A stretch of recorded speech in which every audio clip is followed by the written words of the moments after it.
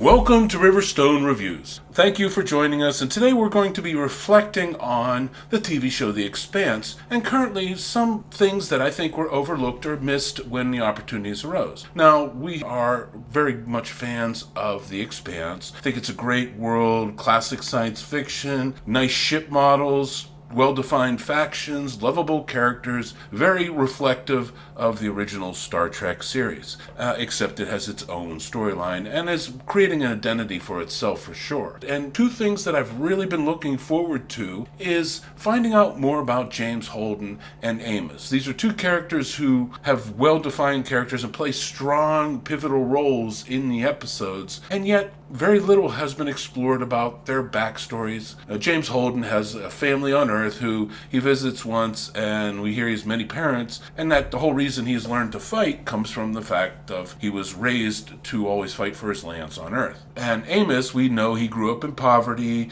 and that sometimes people ask him about his name, if it's a famous mob boss, and he just brushes it off and says it's a common name, but we haven't really learned much beyond that. So when season 5 started and we got into these first 5 episodes, I was very excited that they started to have a side storyline about Amos going back to Earth to deal with the affairs of someone who died and was very close to him. And in those episodes, he goes back to Earth, that the woman who was, I guess, a surrogate mother, I don't know who his real parents were, that's never really addressed, but the woman who kind of stepped in and protected him when he went from being a young boy prostitute to having to transition to being muscle, she kind of helped him stay above the fray, has the famous statement to him that you either float to the top or sink to the bottom, everything in the middle is just a churn. So when he goes back, he tries to set up her affairs, and he finds she left a widow behind, and he's in his house, and that he's about to get kicked out. And after talking to him a little bit, he realizes that he cared about her, and she cared about him,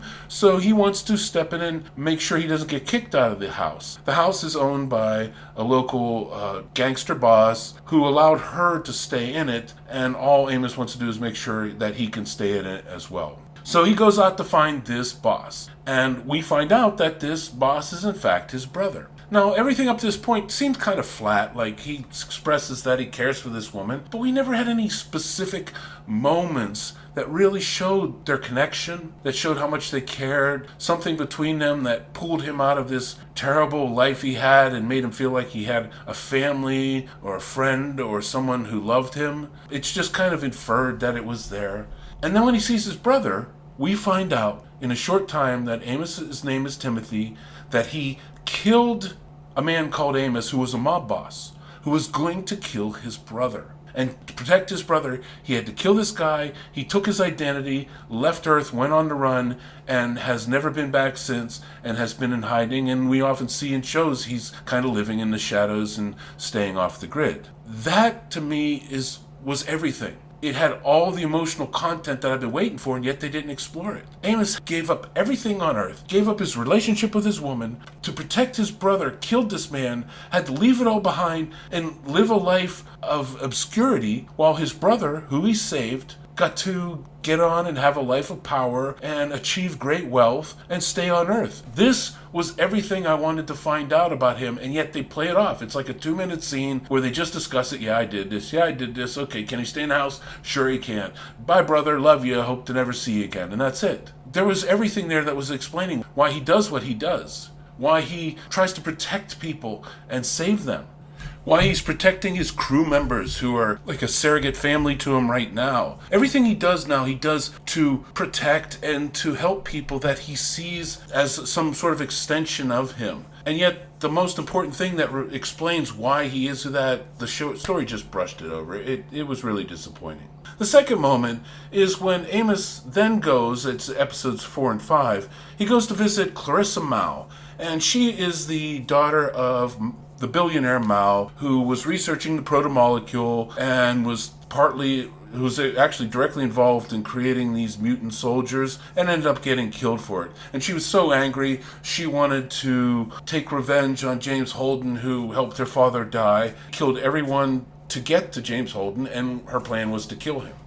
Some point when she was about to, Amos had a moment where he said, we can at any moment become better people. It was not much of a scene, just saying the right thing to her, and she decided not to kill James Holden. Now, it wasn't just because of Amos, because it was obvious that she realized James Holden was trying to save the universe and humanity, and that if James Holden was killed, that all humanity would be killed, including her herself. So it was partly a selfish reason, partly her dad was trying to better humanity, so she wouldn't be honoring her father by destroying humanity just to kill James Holden. She doesn't kill him, she protects him so that she can save herself and humanity, and ends up going to jail. And then we see this moment where she calls him from jail and tries to connect to him, and we just kind of see mediocre connection, but they really didn't have much there other than he told her she could be a better person. Then episode 4 comes along and he's on Earth visiting with her, talking to her at the jail. And they're having this moment where it's like they've been friends or something. And then he says to her, people like us.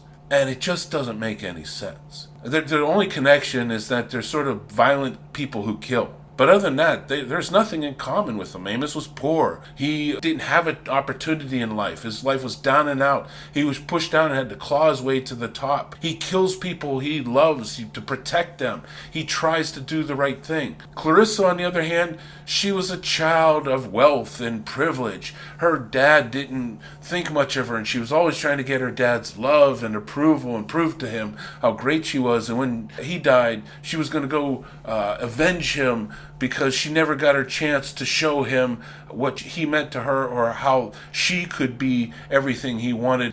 That's it. There was no connection. She was operating off revenge. She wasn't trying to protect people. She was killing people out of pure emotion. Whereas he does whatever's necessary to protect the people he loves. He even kills a woman who he cares for to save James Holden. They don't have anything in common. So this whole statement of people like us really just rings hollow. It's almost like they're trying in a line to create a bond between these two characters that doesn't exist. And you watch the scenes, and there really isn't a chemistry among the characters or the actors, and how could there be? That your motivation is you guys are similar. But there isn't anything for an actor to delve into to say, oh, this is where we connected, this is where we see eye to eye. So they kind of walk through it. There's from the meteor strike, the prison collapses, and they have to work together to escape, but there really isn't any conflict or any sharing. He just helps her get out, and they get out. And that's where it is at the end of episode 5. Now, I realize that the show is probably trying to stay loyal to the books as it is done, and it should be commended for that, because some shows just go to do their own thing and refuse to acknowledge canon or try to destroy canon or try to create their own identity. But the reality is that TV is different than a book. You get an association to the characters because you're looking at them. In a book, you imagine who the characters are. You read and you place on what you think those characters would represent. In a TV show, you're presented to characters, and you got to fall in love with these specific actors and their portrayal of these characters. So it's a much deeper process. It's a process where they have to reveal themselves to you and you open to it, rather than accepting they're going to be who you imagine them to be. So it's important in the TV shows to always fully explore these side moments and even create some that may not be in the book. And this is one place where The Expanse has really failed.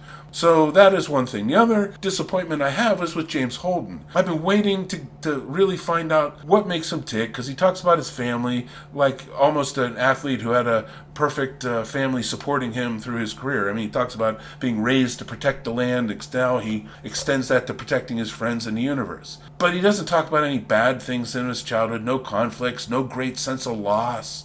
And yet the one moment when Earth gets struck by a meteor and he says, I can't get a hold of my family. He knows what's happened down there. He knows the destruction. He knows the lives that have been lost. And yet it's just like, oh, I can't get in touch with them. And then he goes about doing what he normally does, which is trying to help Naomi, rescue her, or save the world. And I don't understand it. Why is it happening that way? He should, at this moment, have at least have a reflection that he's been trying to save the whole universe. And now that his own family might be in danger, maybe he should stop and try to go help them. And I know it might break from the book, but it would only take maybe an episode where he can just fly down and try to find them, not find them. But at least see him go through the emotions of maybe having lost the things that are most important to him. I was talking to someone about this show, and one of the things that I said that bothered me about James Holden is he's so righteous and he's always out to save the world, but he's the only character who hasn't lost anything. So everybody else is doing what they do based on how things have turned out in their life. Bobby's been demoted and kicked out of the Marine Corps and tried to lie to protect people. Alex disregarded as a thief even though he wanted to be loyal to Mars, and he's rejected by his wife. Naomi went on a terrorist action and left her son with a terrorist man who he's loved with, and she hasn't seen him since. They all have sacrificed so much, and James Holden never did. So the one moment that he finally has something that he lost that could really affect who he is, it's just like, oh, can't get in touch with him. Let's just go about the rest of the story. It just rings hollow again, and it makes me think less of James Holden, because I wanted to think that what drove him to save the universe was he had a real heart.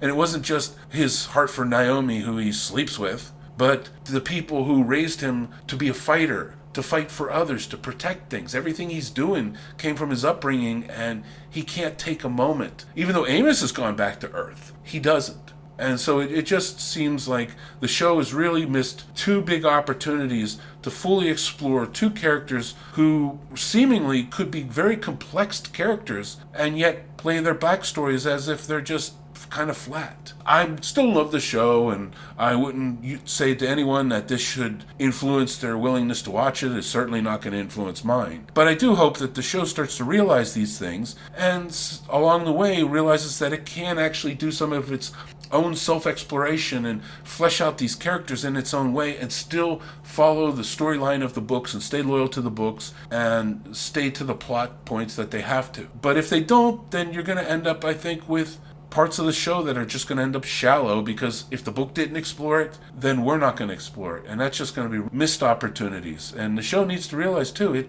could end up creating more shows than books out there. It could go longer.